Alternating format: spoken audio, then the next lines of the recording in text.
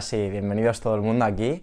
Y hoy vengo a traer un vídeo que creo que está muy interesante, es sobre música. Y he hecho un experimento, una cosa que quizás no es la lectura más orgánica posible, pero sí que creo que es una lectura bastante transversal y bastante enriquecedora, que al final es un poco, en última instancia, de lo que se trata la filosofía, ¿no? También de establecer puntos y conexiones entre cosas que a priori no la tienen mucho, aunque creo que aquí sí que hay material, porque como mínimo las dos cosas están hablando de arte, ¿no? ¿Qué estoy diciendo? Bueno, pues básicamente sobre Walter Benjamin, el ensayo de la obra de arte en la época de la reproductibilidad técnica, ¿de acuerdo? Que creo que es un ensayo fascinante de unas 30 páginas, que creo que es absolutamente magnífico. Me interesa más la primera parte, donde habla un poco del proceso de secularización del arte y cómo va perdiendo toda categoría cultural, más que la segunda parte, que creo que es muy interesante, pero no para este vídeo, donde habla más concretamente del cine. Bueno, para el que no lo sepa, después explico un poco Walter Benjamin. Y luego mezclado con Escritos al oído de John Cage, que creo que es una obra de lo más interesante, que hable de ella, bueno, por mi Instagram he estado un poco dando la chapa con esta obra, pero la verdad es que es magnífica, ¿vale? Es una obra genial. John Cage también luego explicaré quién es. Entonces, tengo aquí toda la estructura marcada, que no en este caso, al ser una comparativa y un entrelazamiento, no quiero dejarme nada, ¿no? Entonces, quería hablar un poco, desde así pasando súper deprisa y mal, sobre básicamente por qué la música siempre ha tenido una posición privilegiada dentro de la teoría filosófica. O sea, la música desde el origen de la filosofía ha tenido siempre una posición muy privilegiada, ¿no? Quizás el que tiene una relación un poco más polémica es Platón, con todo el tema de las artes, pero aún así, si entendemos la música como las matemáticas del sonido, pues en Platón también pueden tener una importancia, ¿no? Entonces, ¿por qué siempre ha tenido una posición privilegiada la filosofía, ya desde los mismos pitagóricos que inventan lo que es Yo siempre que voy a decir pitagóricos y no Pitágoras, porque como no se sabe bien qué hizo Pitágoras y qué no, porque en este tipo de sectas, ¿no? Al final los pitagóricos eran una secta, se le atribuye todo al maestro, uno no puede saber bien qué es lo que hizo Pitágoras o no, entonces voy a decir los pitagóricos. Entonces es básicamente un monocuerdo, ¿vale? Con 12 partes, donde cada una tiene un sonido distinto, y pues él básicamente descubrió como una armonía del propio sonido. Los pitagóricos, para el que no lo sepa rápidamente, son básicamente una secta de pensamiento donde las matemáticas son el eje central, ¿no? Muy rápidamente. Entonces, incluso el mismo, a través de esta teoría del sonido, como calculó básicamente entre la posición de los astros el sonido armónico que se produciría entre ellos, ¿no? Creando algo yo creo que es muy bello a nivel estético, que es básicamente el sonido del universo, ¿no? Eso es bastante bonito, la frecuencia, ¿no?, de sonido del universo. Entonces, pasando por toda la tradición, por ejemplo en el quadrivium medieval, que para el que no sepa, el método de enseñanza medieval era el trivium y el quadrivium. El trivium era lo primero que se enseñaba, que era lógica, retórica y gramática, y en el quadrivium se enseñaba aritmética, geometría, astronomía y música, entendiendo la música como la matemática del alma, ¿de acuerdo? Que esto es importante porque las otras artes no estaban colocadas en esta posición de privilegio ya en la época medieval, ¿no? Cabe decir también que para Pitágoras la música tenía cualidades curativas para el alma, ¿no? Pudiendo entrar al cuerpo en un estado de serenidad anímica. Entonces, luego vemos también en toda la tradición pues una importancia muy fuerte a la música, ya pasando por ejemplo por Schopenhauer, que le da una posición súper privilegiada, para no hablar de Nietzsche, ¿no? Que podríamos decir que no es tanto que Nietzsche herede de Schopenhauer la fascinación por la música, sino que precisamente Nietzsche es fascinado por Schopenhauer por su fascinación por la música, ¿no? Para quien no lo sepa, esto lo expliqué en un vídeo, pero Nietzsche era un intérprete, era un auténtico apasionado sobre la música, escribió música, y de aquí un poco la relación con Wagner, ¿no? El propio Wagner dijo que los Wagner, ¿no?, que era un intérprete magnífico, el propio Nietzsche. Entonces, ¿por qué tiene esta posición tan privilegiada, ¿no?, dentro del mundo de las artes? La música, porque es la más espiritual de las artes, ¿no? Entonces, como durante la historia de Occidente, hemos visto a nivel intelectual, ¿no?, que esto también lo señala Nietzsche y acarrea contra, básicamente todo lo que tiene que ver con el espíritu, ya desde el propio Platón, ¿no? Eso que no es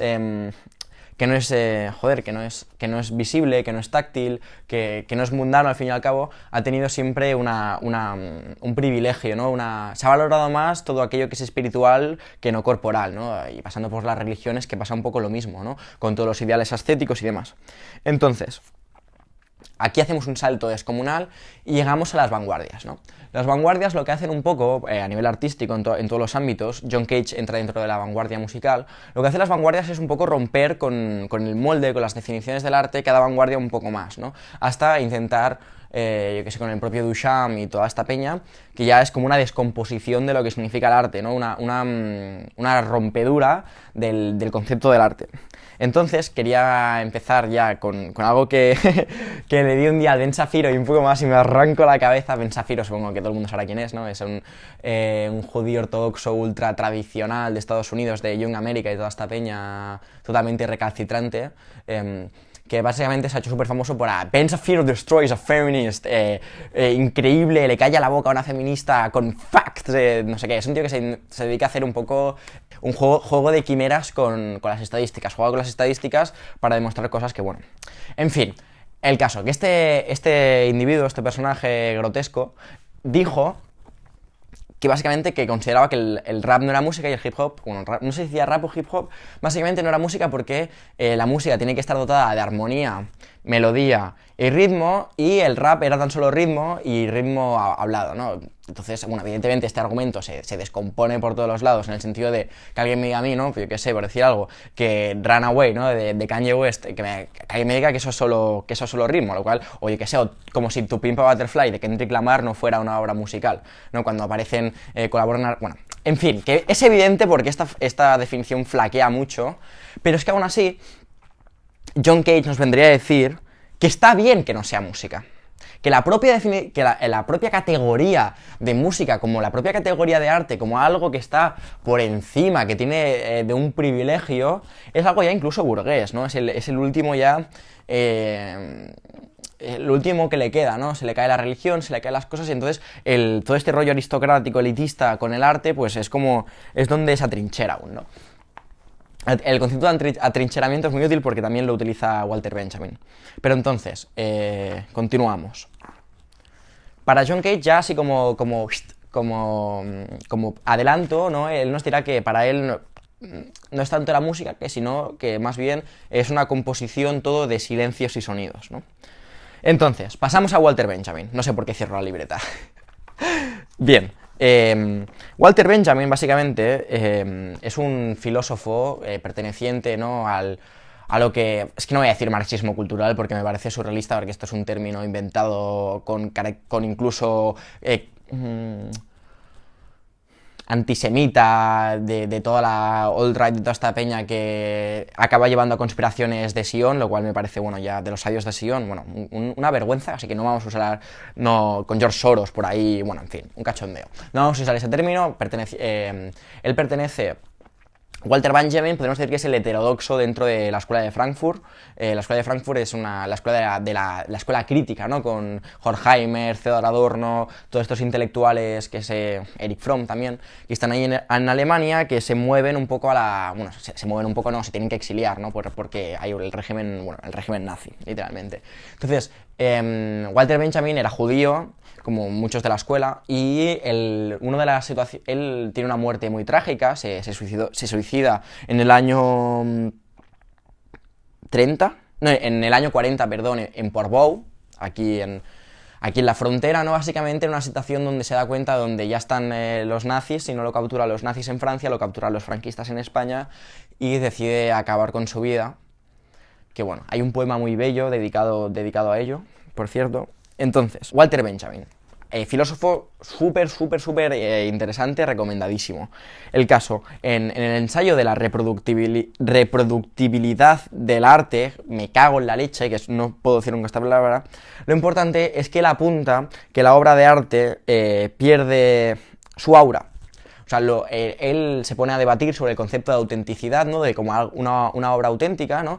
Y atribuye una línea entre, viene a ser un poco el proceso ritualístico de la obra de arte con un aquí y ahora, ¿no? Con una obra de arte que está al fin y al cabo subordinada está subordinada al proceso ritualístico de la obra, ¿no? Por eso esas esculturas, ¿no?, que estaban guardadas, que tan solo las sacerdotisas podían ver y se sacaban a enseñar durante unos días, ¿no? Y entonces la gente solo podía ver ese momento en un proceso ritual de una aquí y una hora concreto, ¿no? En un proceso ya de peregrinaje, ¿no?, podríamos decir. Entonces, la obra, como que la obra de arte está subordinado a todo este proceso religioso, incluso en un proceso religioso profano, como puede ser el culto a la belleza en la época del Renacimiento.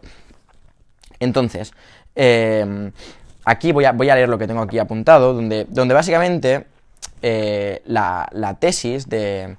Él habla, por ejemplo, que el art pour l'art, ¿no?, el arte por el arte, es un intento de liberarse de esto, pero que quizás el arte por el arte es donde se encontrará l'art pour l'art, ¿no?, John Cage en su primera etapa. Pero aquí básicamente la tesis viene a ser, leo, pues esos hechos permiten reconocer algo decisivo. Por primera vez en la historia universal, la reproductibilidad técnica emancipa a la obra artística de su existencia parasitaria en el ritual. La obra de arte reproducida se convierte cada vez más en la reproducción de una obra artística concebida para ser reproducida. Es decir, él habla que la posibilidad de reproducir técnicamente y no manualmente, es decir, de pasar de ser una copia a una reproducción, que es una cosa bastante distinta, le quita a la obra de arte ese enclaustramiento, ¿no?, ese encadenamiento a todo el proceso ritualístico, ¿no? Entonces, ¿esto qué permite para Benjamin? Pues básicamente, para mí ya de esto fundamental es, en la tesis, en lugar de su fundamentación en un ritual, aparece su fundamentación en una praxis distinta, a saber, en la política. Es decir, esta emancipación del arte de su categoría cultural le permite entrar en una categoría puramente política. Es decir, el arte pasa a cumplir una función política. Esto, vemos también aquí un punto de una cierta afinidad que se sabe, y tiene de hecho ensayos dedicados a él con Bertolt Brecht, que del mundo del teatro quizás la punta de lanza de todo lo que viene a ser el arte comprometido, el arte político, comprometido con todo lo que viene a ser, bueno, con toda la crítica política y demás. Y para acabar, sobre Benjamin, así que no voy a... toda la renuncia a... Él habla, ¿no?, ya en el propio cine, lo interesante es que el actor, por ejemplo, ya no actúa para una audiencia, sino actúa para una máquina. Entonces le quita toda aura, ¿no?, toda la aura, y esta eliminación del aura le dota a la masa de una cierta importancia y demás, que no entraré en detalle porque no viene con el tema de la música, pero otro día, si queréis, ya hablaremos de esto. Tengo aquí apuntado... Sí, perdón. Aquí veo, yo creo, un punto de unión bastante interesante, donde Walter Benjamin hay un momento donde menciona en el ensayo que la óptica de la cámara permite observar relaciones, permite, que él llama que es un descubrimiento al nivel del psicoanálisis, ¿no?, porque es bien sabido, la psicologización influenciada por todo el psicoanálisis de la Escuela de Frankfurt. Pues básicamente Walter Benjamin se da cuenta que con la cámara, con la óptica de la cámara, uno puede básicamente observar parcelas de la realidad y establecer conexiones que antes no se encontraban disponibles, que el ojo humano no podía observar esas relaciones con esos primeros planos, con esa atención con la cámara a ciertos detalles. Básicamente uno se da cuenta de ciertas realidades que ahí no estaban patentes, que es un poco lo que intenta también John Cage, posteriormente, que luego hablaré de ello, con romper, ¿no?, con esta aura, con este encarcelamiento, ¿no?, que es el concepto de la música, dotar de sonidos, de los propios sonidos, del ruido, dotarle de una categoría musical, mal dicho, para que nos entendamos, ¿no? Él lo que pretende es, igual que la óptica puede observar parcelas de la realidad que no estaban observables para el ojo humano, a través de una reeducación de la escucha humana, observar y escuchar relaciones y procesos naturales que no le estaban presentes antes al ser humano. Entonces, acabo ya, me hacía ilusión mencionarlo con una frase, acaba en el epílogo del ensayo, con una frase para mí bastante potente, ¿no?, donde en el epílogo se dedica a la relación que existe del fascismo con las masas, ¿no?, donde dice básicamente que el fascismo apunta a una estetización de la vida política, ¿no? Y nos dice, su autoalienación ha alcanzado tal grado que le permite vivir su propia destrucción como un goce estético de primer orden. Esta es la estetización de la política que el fascismo propugna. El comunismo le responde con la politización del arte. Bueno, cerramos con Walter Benjamin, muy interesante. Y vamos a entrar a John Cage, vamos a entrar al hippie, ¿no? Vamos a entrar a... más que al hippie, al orientalista. Vamos a entrar al orientalista. Entonces, como bien he dicho, John Cage pertenece a una vanguardia y me parecía importante mencionar... Bueno, básicamente en este libro hay un compendio de textos, desde textos autobiográficos, conferencias que dio, textos que utilizó en la participación de obras artísticas, su propio diario... relatos, es una mezcla un poco de todo muy interesante que está aquí, tengo lleno de notas para comentar cositas. Entonces, básicamente tanteó con distintas disciplinas artísticas el propio Cage, tales como la arquitectura, la pintura, aunque lo dejó, básicamente, ¿vale? Así como muy resumidamente. Él, por ejemplo, ya había intentado... intentar componer música, ¿no? Con una especie de proceso matemático intentando imitar a Bach, que llevó a cabo en Menorca, pero él dice que ni siquiera se llevó los papeles de vuelta a su país porque estaba completamente devastado y harto de la obra que había hecho, porque consideraba pésima. Entonces conoce al maestro Schoenberg, el cual no tenía dinero para poderle pagar, ¿no? Entonces Schoenberg le preguntó a Cage si dedicaría su vida completamente a la música. Entonces Cage dijo que sí y se dedicó a darle clases gratis, ¿de acuerdo? Entonces, cuando llevaban ya un tiempo dando clases, Schoenberg le dijo a Cage que él no estaba hecho para la composición musical porque no tenía una intuición y no tenía un talento nefasto para la armonía, ¿no? Que cada vez que intentara componer, la armonía se le presentaría como un muro del cual no podría sobrepasar, ¿no? A lo que Cage respondió que pues que así sea, ¿no? Y entonces Cage, ¿no? De alguna manera convierte este muro, ¿no? Con el cual se golpea constantemente, que es la incapacidad armónica, para convertirlo en un cristal a través de la observación de la realidad, ¿no? Si yo no puedo ser armónico, si no puedo ser, no puedo tener una posesión de un ritmo armónico, lo que haré es básicamente mostrar la realidad en un azar, ¿no?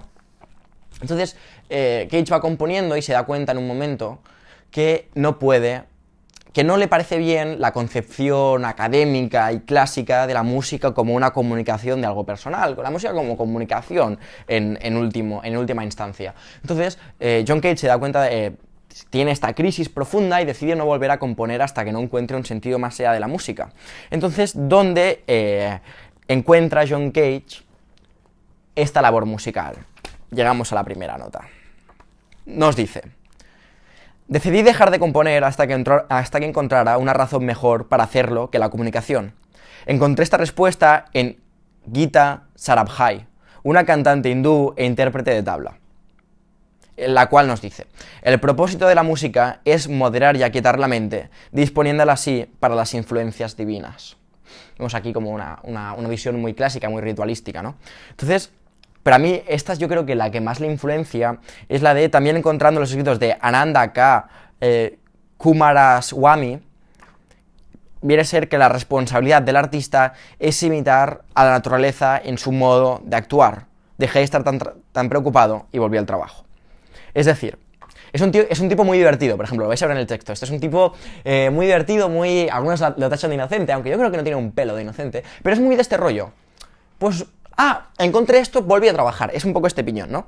Entonces, es interesante porque vemos una reconfiguración del término de mímesis, ¿no? Siempre uno de los pilares fundamentales de la tradición occidental artística es la mímesis, ¿no? La imitación de la naturaleza, la mimética, en su imagen, ¿no? Aunque John Cage lo que hace es, decide no tanto imitar la imagen de la naturaleza, sino los procesos naturales. ¿Y cómo hace esto? Pues mete el azar, ¿no? John Cage se da cuenta que sí que hay unas leyes, toda la pesca, pero que la naturaleza actúa de manera azarística, ¿no? Incluso nuestra propia existencia, algo así como el fatum, el destino, la providencia, todo actúa de manera, pues, de azar. ¿Y cómo compone con el azar? Pues el tipo se las ingenia a través cogiendo como referencia el I Ching. Para quien no lo sepa, el I Ching es un libro de filosofía, conocimiento oriental en el cual tú tiras unas monedas y depende del resultado de las monedas, yo lo tengo aquí por casa, sumas el resultado y abres una página y esa página tiene un texto el cual te dice una información, ¿no? Entonces él lo que hace es aplicar este proceso de aleatoriedad a su música. El tipo hace unas tablas tope de tochas, ¿de acuerdo? De entre frecuencias del número, cada número asigna un hecho y entonces va tirando los dados y va componiendo música, literalmente además, literalmente, o sea, me parece fascinante. Entonces, vamos a hacer un paréntesis. Vemos aquí ya, posteriormente hablaré de las similitudes. Entonces, sobre el ruido y los efectos sonoros, ¿no? Aquí viene la segunda nota. Empezamos, como posteriormente veremos y recuperaremos en algo más autobiográfico, John Cage tiene una lucha evidente por intentar recuperar una reivindicación del ruido de los sonidos, ¿no? Nos dice, donde quiera que estamos, lo que vemos más frecuentemente es ruido. Cuando lo ignoramos, no molesta. Cuando lo escuchamos, lo encontramos fascinante. Entonces nos pone ejemplos de sonidos y tal, y a mí lo que me parece más interesante, dice, queremos capturar y controlar estos sonidos, y usarlos no como efectos sonoros, sino como instrumentos musicales. Un poco lo que hace el lofi, ¿no? Hoy en día ya, y hoy en día como que ya se han introducido muchos elementos, como una llamada telefónica. Él fue el primero, por ejemplo, John Cage es el creador de la primera obra musical electrónica, cuidado. Y este tipo también le metía a la radio en composiciones musicales y demás, o sea que vemos aquí ya algo muy, muy avanzado a su época, estamos hablando de mediados del siglo XX, o sea, cuidadito. Entonces, principios y mediados del siglo XX. O sea, este hombre se murió en el año 92. Entonces, básicamente John Cage, hago un pequeño inciso, paréntesis entre el paréntesis, es un hombre fascinante. Si no queréis leer el libro, que os lo recomiendo, aún así, tienen una serie de entrevistas súper interesantes en YouTube, que la verdad es que es un amor ese señor. Tenía 200 plantas este tipo en su piso en la Quinta Avenida de Nueva York, ¿no? Donde habla un poco de su relación con el ruido. Hay uno muy chulo que es en su apartamento, donde explica que él casi no escucha música, que se dedica a escuchar el tráfico, ¿no? El caso, que parece un colgado, pero cuidado con este colgado. Entonces, lo que vengo a decir, pretende utilizar pues estos ruidos como básicamente como elementos musicales, pero al final los elementos musicales es como una etiqueta a través de la cual expresarse, pero él nos viene a decir, si la palabra música se considera sagrada y reservada para los instrumentos del siglo XVIII y XIX, podemos sustituirla por otro término más significativo: organización del sonido. Vemos ya una lucha, para mí clara, contra esta visión de la música absolutamente retrógrada, que curiosamente Ben Safir en pleno siglo XXI se pone a reivindicar, lo que igual me parece, en su línea, ¿no?, conservadora. Entonces, aquí entramos para mí, en este libro hay una conferencia que dio sobre la nada, que tiene un sistema así, de expresión horizontal, como podéis ver, donde básicamente son 4 columnas, está dividida, me parece, 4 partes dentro de 8 partes, una cosa loca, y donde básicamente se lee horizontalmente por columnas y hay un montón de vacíos en referencia al silencio. Esto es una conferencia sobre la nada, recordemos, donde uno empieza la conferencia y es una experiencia del todo potentísima de leer, porque el tipo básicamente empieza a hablar, ¿no?, va explicando cosas un tanto inconclusas, hasta que uno, cuando ya está llegando al final, se da cuenta de esto, ¿no? Empieza a repetir en bucle esto. Al principio no estábamos en ninguna parte. Y ahora, de nuevo, tenemos el placer de estar lentamente en ninguna parte. Si alguien tiene sueño, dejémosle ir a dormir. Estamos ahora al principio de la tercera unidad del cuarto bloque de esta charla. Cada vez más tengo el sentimiento de que estamos llegando a ninguna parte. Lentamente, mientras la charla continúa, estamos llegando a ninguna parte. Y es un placer. No es irritante estar donde se está. Solo es irritante pensar que nos gustaría más estar en otro lado. Y esto lo repite en bucle mientras va diciendo lo que va avanzando. Entonces uno está aquí y dice, ¿qué coño me está diciendo este tío? Pero ¿dónde está lo interesante? él se da cuenta, él tiene una experiencia reveladora, me parece que es en el año 42, algo así, no sabría decir la fecha exacta, ¿eh? Él entra en una cámara de estas que no hay sonido, ahí en Harvard, ¿no? Donde no se escucha nada. Y el tío está ahí y dice, escuché un sonido grave y un sonido agudo. Y dice, oye, ¿esto qué es, no? Y el tipo de ahí le dijo, mira, el sonido grave son la circulación de la sangre en tus venas y el sonido agudo son tus conexiones neuronales. Entonces ahí John Cage se da un poco cuenta de que el silencio por sí solo no existe. Es decir, la nada como así sola no existe. El silencio como nada se crea al hablar. ¿Qué está haciendo en esta conferencia? John Cage está creando la nada mientras habla. Está creando un momento de voluntad, un momento donde se está, donde se tiene que estar, un momento absolutamente para mí oriental, ¿no? Influenciado por todo su budismo, un tipo que no meditó nunca, pero toda su música está influenciada por esto, ¿no? Donde el silencio se otorga con intencionalidad, ¿no? O sea, el silencio es como tal una ausencia del sonido, pero sin el sonido el silencio no existe como tal, porque la ausencia total de silencio es un sonido. Entonces, tan solo en las pausas, en los silencios, en una voluntad que se va conduciendo lentamente, se puede crear esta nada. Aquí está lo interesante, se fragua esta nada mientras está hablando. O sea, este tipo, en su puñetera conferencia, está creando la nada, es que es acojonante. Entonces, lo mejor de todo ya para mí, lo de GigaChat directamente, es en el momento en el que llega la ronda de preguntas y el tipo tiene 6 respuestas y a cualquier pregunta saca aleatoriamente una de las notas, las cuales dicen así. Que me parece de verdad... Bueno,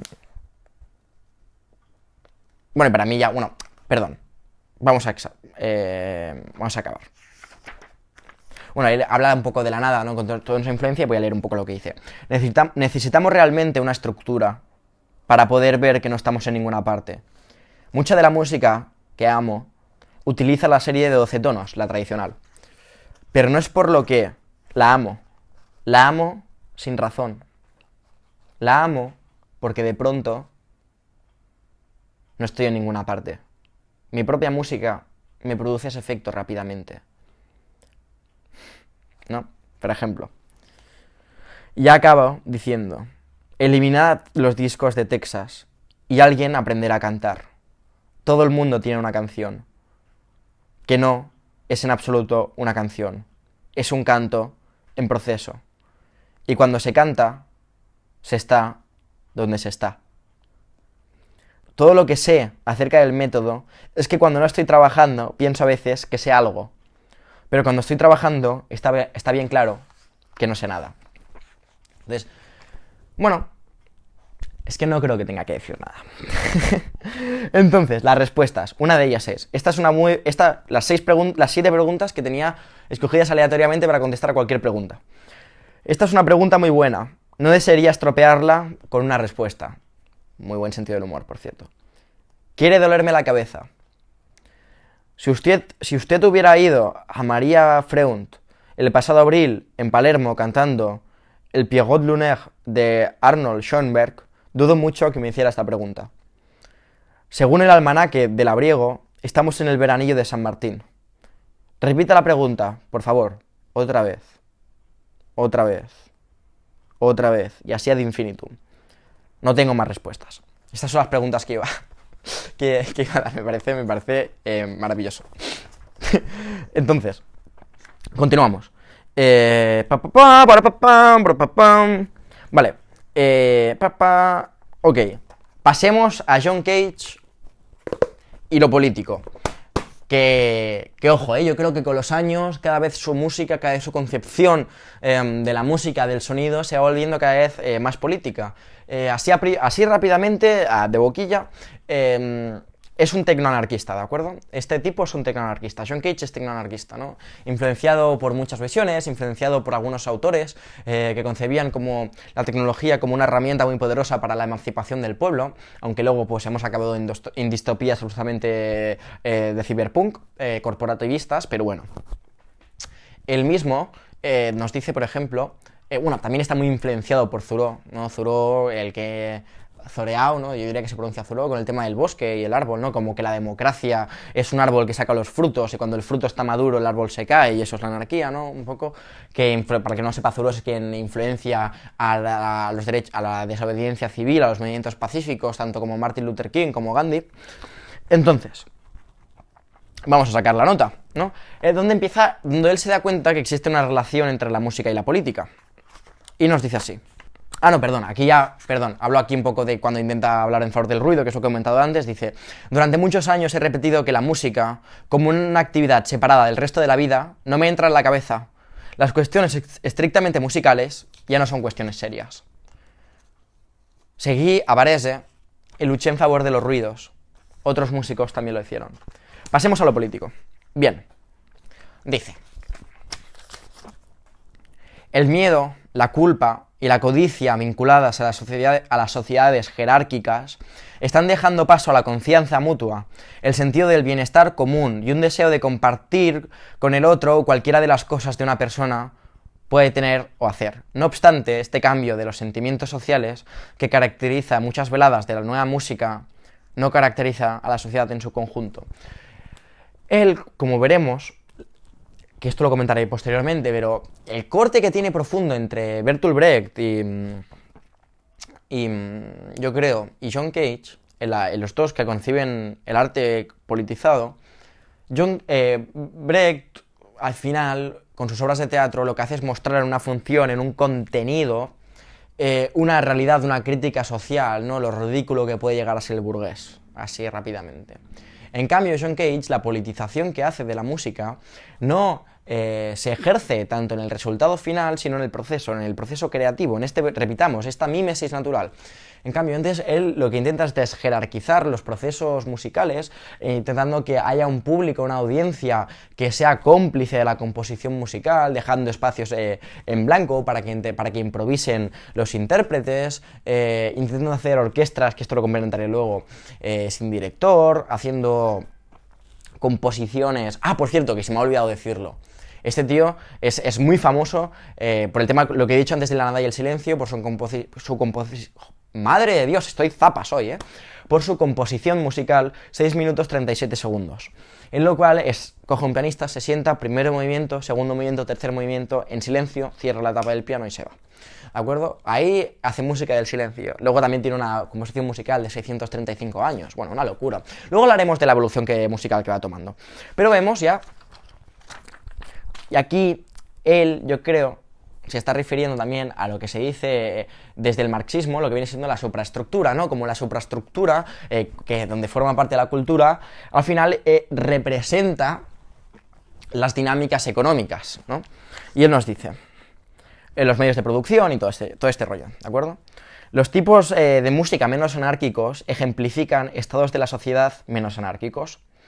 Las obras maestras de la música occidental dan ejemplo de las monarquías y las dictaduras, el compositor y el director, el rey y el primer ministro, elaborando situaciones musicales que establezcan analogías con circunstancias socialmente deseables que todavía no tenemos, hacemos que la música sea sugestiva y relevante para las serias cuestiones con las que se encara la humanidad.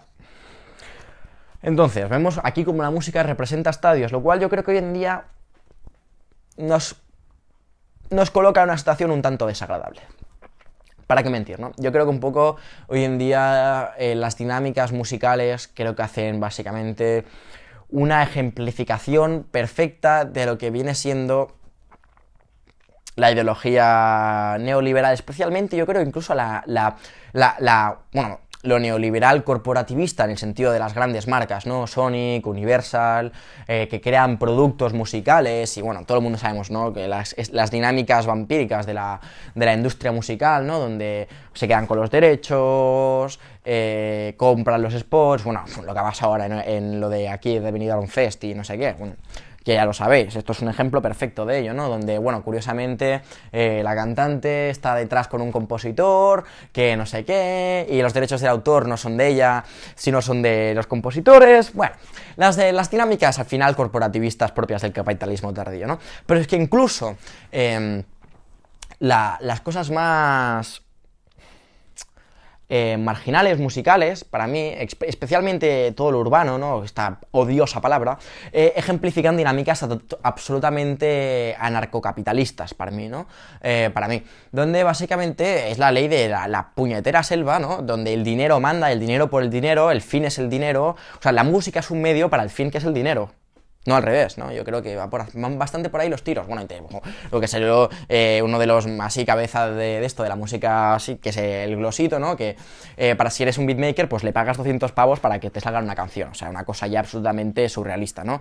Que eso está importado de Estados Unidos, que no vas a decir que es un país, bueno, evidentemente es el ejemplo perfecto de la nación del capitalismo. E incluso vamos a decir que las dinámicas musicales de hoy en día ejemplifican para mí también incluso ya una relación del amo y el esclavo, donde básicamente el esclavo del suburbio, ¿no? El esclavo, el cantante, el músico que no se vende o bien está atizado al corporativismo, ¿no? Y es un esclavo absolutamente de las grandes corporaciones, o quizás se intenta, ¿no? Como naif o no lo sabremos hasta dentro de unos cuantos años, ¿no? Gente como Zetangana, ¿no? Que intentan destruir el barco desde dentro, jugando con sus medios, porque si no es como irte a pegar básicamente con un lanzapiedras contra un misil nuclear, pues ya me dirás tú qué puedes hacer. O bien vemos dinámicas donde estos artistas, ¿no? Con su propio sello, con su propia historia, ¿no? Intentan, ¿no? Producir, se emancipan, ¿no? del esclavo, generan dinero, pero lo que hacen es convertirse ellos en esclavos que van repartiendo como de manera filantrópica almoina, ¿no? Almoina, ¿cómo se dice en castellano esto? Las obras, ¿no? La caridad, toma esto, bueno, en fin, absolutamente desagradable. Pero es muy interesante esto de que la música expone las dinámicas sociales, ¿de acuerdo? Esto está clarísimo, ¿no? Al final del arte. Incluso aquí nos cita Thoreau, donde nos dice: Thoreau dice que escuchando una sentencia escuchó pies desfilando. Aquí, otro de los objetivos para él de la música, uno de los compromisos, es la desmilitarización del lenguaje, ¿no? John Cage estaba muy preocupado con todos los funcionamientos jerárquicos del lenguaje, ¿no? Creo que esto es hoy en día que está muy rampante, ¿no? Con todo el tema, pues yo qué sé, la importancia del lenguaje inclusivo, de pretender romper las cadenas jerárquicas de un lenguaje, ¿no? Luego están aquí absolutamente ahí en su defensa, en los arietes gremiales retrógrados, la pandilla de la RAE, bueno, yo qué sé, ¿no? Ahí como, no, la lengua es algo sólida, menuda falacia, ¿sabes? Como si fuera algo natural la lengua, como si no tuviera cambios. Entonces, perdón, que me estoy yendo por las ramas que no veas. Entonces, para mí llegamos a un estado de John Cage, donde después de intentar, bueno, pues todo el tema del ruido, todo, de pretender, ¿no? Reeducar el oído, ¿no? Darle una fuerza al ruido, intentarle quitar la categoría cerrada, hermética de la música, después de explorar el silencio, explorar la nada, que no es poco, me cago en la leche, experimentar con la tecnología y demás. John Cage se propone hacer lo imposible. Él se da cuenta que uno de los objetivos, lo voy a leer aquí ya directamente, de la música es hacer lo imposible, y cuando se hace lo imposible, como de alguna manera enviar un mensaje de fuerza, un mensaje alentador a la gente y generar un anhelo social, un brinco de esperanza, ¿no? En el sentido de él hace unas composiciones imposibles donde solo algunos ultra virtuosísimos intérpretes pueden llegar a tocar, ¿no? Entonces, cuando se consigue lo imposible con unas velocidades, con unas construcciones absolutamente quiméricas, cuando el intérprete, ¿no? Interpreta, porque esto es otras tomas que Cage coge. Todo el mundo colabora aquí, ¿no? O sea, el intérprete interpreta, pero no es un títere del director que va haciendo así, sí, no. El intérprete crea una obra musical, ¿no? Que esto también está, bueno, esto yo creo que también aparece, bueno, esto es la hermenéutica, joder, ¿no? Donde el propio intérprete lo que hace es generar una nueva obra artística. Y eso es lo interesante, ¿no? Una obra única e irrepetible. Aquí vemos ya un poco el conflicto entre Benjamin y Cage, ¿no? Yo creo que se empieza a estribar aquí un poco el conflicto que tienen ellos. Que si bien es cierto, ¿no? Que los dos pretenden esta politización del arte, creo que hay un problema fundamental con el tema de la gente. Pero bueno, eso ya lo veremos, ¿no? Entonces, siguiente, el tema de lo imposible. Entonces, ya en Más vejez, John Cage, cuando le preguntan, ¿no? Por la definición de la música, dice: la gente me pregunta a menudo cuál es mi definición de música. Es esta, es trabajo. esta es mi conclusión, ¿no? O sea, él considera que como parte política que tiene la música, debe también inspirar los valores del trabajo, joder, como básicamente, no del trabajo como algo capitalista, sino como el esfuerzo, la dedicación, que esto es un poco también lo que apunta Gasset, ¿no? Gasset nos dice en el ensayo de sombras y destellos de la traducción, es que ahora no sé, donde básicamente, yo creo que es un Gasset, o sea, un Ortega, siempre digo Gasset, no sé por qué, un Ortega abatidísimo, ¿no? Exiliado en Buenos Aires, hecho polvo, un poco nihilista incluso, ¿no? Aunque un nihilista es un nihilismo esperanzador, un poco extraño, donde básicamente la realización de los hechos humanos es por definición imposible. Pero entonces, todo el esfuerzo de todas las generaciones es en realizar lo imposible, y no llegamos a lo imposible, pero coño, hemos ido a la luna. O sea, no conseguimos lo imposible, pero sí que nos asemejamos a lo imposible, ¿no? Entonces, ahí está la gracia, ¿no? En la persecución del imposible con un esfuerzo titánico, generacional, humano, en última instancia. Un esfuerzo humano, no animal, humano, ¿no? Entonces, por eso te dice Gasset también que es importante recordar la historia, porque la ingratitud es el mayor de las desgracias que puede pasar a una sociedad, porque lleva a la barbarización, a.k.a. La Segunda Guerra Mundial, ¿no? Hablando en plata. Entonces, es importante ser gratos con el pasado en el sentido de ser consciente de que nuestra creencia, es decir, nuestra concepción del mundo, es la que es gracias a todo un trabajo ingente de generaciones que han convertido ideas en creencias, han creado una cosmovisión que luego hay que pasar ahí una perspectiva crítica, evidentemente, pero es que tú puedes criticar porque tienes la creencia de que la razón es posible gracias al esfuerzo de toda una serie de individuos. Cuidado, no nos olvidemos de esto. Entonces, se me acaba de ir la pinza y me he metido aquí Ortega, en fin. Ya para final, ya vamos acabando, ya no sé ni por dónde iba. A ver. Ay, Virgen Santa, tú, que me he liado aquí a hablar. Ah, muy bien, he seguido el hilo. Estoy gratamente sorprendido conmigo mismo. Entonces, ya acabamos. Cuando él habla, que naturalmente... Sí, soy un anarquista, por supuesto, ¿no? Donde dice, esto ya es final de su vida, dice: con los paréntesis temporales es posible componer música para una gran orquesta sin tener que cargar con un director. Esto permite imaginar una sociedad sin presidente. Y según entiendo, esto es capital. Si de un punto se pasa a un espacio, este podrá ser utilizado de tantos modos diferentes como individuos haya. Entonces, ya para mí, acabo.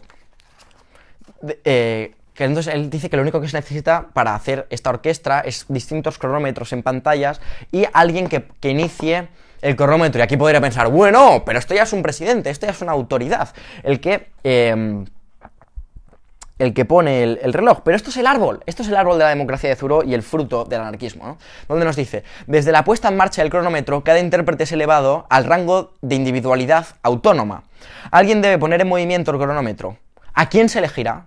Me parece que en esto se depende del ejercicio de la democracia. De hecho, poco importa saber quién tiene la misión de activar el cronómetro. Una vez que las manecillas andan, cada uno es el mismo. El privilegio de activarlo no tiene tanta importancia. No nos compromete más que a causa de una definición anticuada del comportamiento. Y ya acaba, para el final, que esto ya... Cada uno de nosotros debería ser el mismo. Ese es el objetivo para él. Hablo de anarquía, naturalmente. Del credo según el cual cada persona pueda convertirse en su propio centro. John Cage, señores. John Cage. Un auténtico maestro. Un auténtico genio. Entonces, ya para acabar, que menuda... Creo que llevo bastante rato hablando. Llevo 45 minutos. La madre que me trajo, tú. Básicamente, vemos relación Cage y Benjamin en la lucha con lo académico, la descultualización del arte, ¿no? En quitar al arte, ¿no? De esas categorías ritualísticas, religiosas, de la religión de la burguesía, que es el arte y demás, para llegar a la importancia de lo social como el arte, al final, como una institución revolucionaria que expresa posibilidades, que intenta posibilitar lo imposible, performatizar expresiones de existencia de vida, hacer palpable realidades sociales.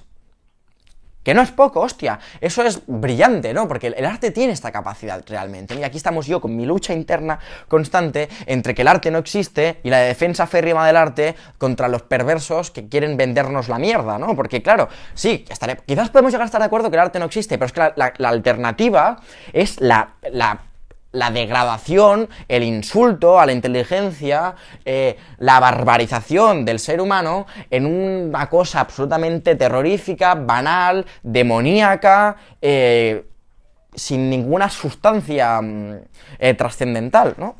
Pero bueno, aquí uno me dirá, pues no, la sustancia trascendental, eso te lo quitas del gorro porque solo hay esto, esto y esto. Pues bueno, aquí cada uno que opine esto, aquí esto, bueno, esto anarquía no es, porque yo aquí tengo el mando. Entonces, perdón, me pongo demagógico a veces. Por último, la diferencia que yo quería decir, ¿no? Si lo que apunta, creo que un concepto interesante es que Benjamin maneja el concepto de masa, ¿no? Concepta algo muy en la teoría crítica, ¿no? En todo el psicoanálisis, yo creo que saca a relucir el concepto de masa, el propio Ortega, y le da mucha importancia al concepto de masa, ¿no? Como un conjunto, ¿no? La masa. Cuando en cambio Cage concibe la sociedad, como hemos visto, como un conjunto, un colectivo de individuos, y eso nos da dos visiones iguales, pero en cierto punto antagónicos. ¿Por qué? Porque Cage quiere hacer participar al conjunto de individuos en las dinámicas artísticas. Es que Cage era muy moderno, este cabrón, ¿eh? Este tío, todo lo que se hace ahora, ¿no? De la estética... ¿Cómo se llama esto? De la estética... ¿empática? No. ¿Humana? Estética relacional. No, todo este rollo también del bioarte, ¿no? Donde el ser humano participa en la obra artística, él ya está explorando todo eso, él ya está explorando las performances, ya está explorando todo esto, ¿no? Que ahora mencioné una cosa que se me ha olvidado, ¿no? Él participa en todo esto. Entonces, Cage quiere en última instancia ir más allá y para mí ya descomponer el arte. Que el arte quede... que sea una dinámica social, ¿no? Quitarle este estandarte elitista asqueroso al arte, desmontar el arte, ¿no? Aunque el problema, él era muy pana, muy colega de Duchamp, que Duchamp intenta eso también, pero ¿en qué se ha convertido Duchamp? En el fetiche de unos galeristas, de unos institucionalistas artísticos, donde sí, Duchamp se carga el arte, pero es que está en un museo. ¡Ostras! Ya, y se carga el arte desde dentro, desde el propio museo, claro, pero es que no es tan fácil la conversación, ¿eh? Se ha fetichizado. Es que el arte tiene una condición fetichizada, ¿no? Estos que rompen el arte al final lo rompen en nombre de la subasta del rico. Pues ya me dirás tú. Pero claro, aquí tampoco hablemos de, no, el artista tiene que hacer sin cobrar. Bueno, sí, que se muera de hambre, ¿no te jode? Perdonad, ya acabo. Y algo que me pareciera interesante ya para cerrar, recuperando lo que dice Ben Shapiro, ¿no? De el sistema del arte, ¿no? Toda obra musical tiene que tener armonía, melodía y ritmo, y mucha teoría estética, ¿no? Que pues el arte tiene que tener estas categorías, ¿no? Pero entonces se dan cuenta que, por ejemplo, en algunas categorías la performance no entra, el bioarte no entra, pero este es arte, entonces esto es muy complicado. Entonces, para mí, entramos en un problema, que es que la gran parte de los sistemas de pensamiento pretenden que la realidad se adapte a los sistemas y no los sistemas a la realidad, ¿no? O sea, pretenden que la realidad se adapte a sus categorías y no sus categorías a la propia realidad. Que sí que esto estoy diciendo aquí como si fuera fácil, ¿sabes? Pero es súper complejo porque, en última instancia, hasta qué punto los universales existen o no en la realidad, las categorías, ¿no? ¿Están patentes en la realidad o es simplemente toda una construcción humana? Bueno, esto es el debate epistemológico y ontológico, ¿no? Sobre los universales y demás, que es epistemológico hoy en día, la época me llama el ontológico, que esto no sé el tipo del vídeo. Creo que ha quedado un vídeo súper dinámico, estoy contento porque llevo 50 minutos hablando, pero es que aquí había chicha, creo que ha quedado interesante. Creo que los derrames, ¿no? Bueno, los derrames, me cago. Sí, los derrames. Es que cuando lleva uno mucho rato hablando, a uno se le empieza a ir la castaña. Los rodeos que doy creo que son interesantes, ¿no? Porque aquí citando pum, a otro de la escuela de Frankfurt, Adorno, ¿no? La filosofía se hace en el rodeo. Así que nada, estas dos obras de arte, el libro de Cage, el ensayo de Benjamin, son 30 páginas, hostia. Si os dedicáis, bueno, incluso a antropología, historia del arte, todo el mundo, ¿no? Pero especialmente si manejáis productos artísticos, cine, porque él habla del cine, por favor, leoslo. Igual, leoslo. Ya está, no pasa nada. Y nada, si habéis llegado hasta aquí, pues un abrazo te doy, vamos, mi pedacito de realidad y autenticidad. ¡Mua! Un besazo, ¿vale? Vaya súper bien.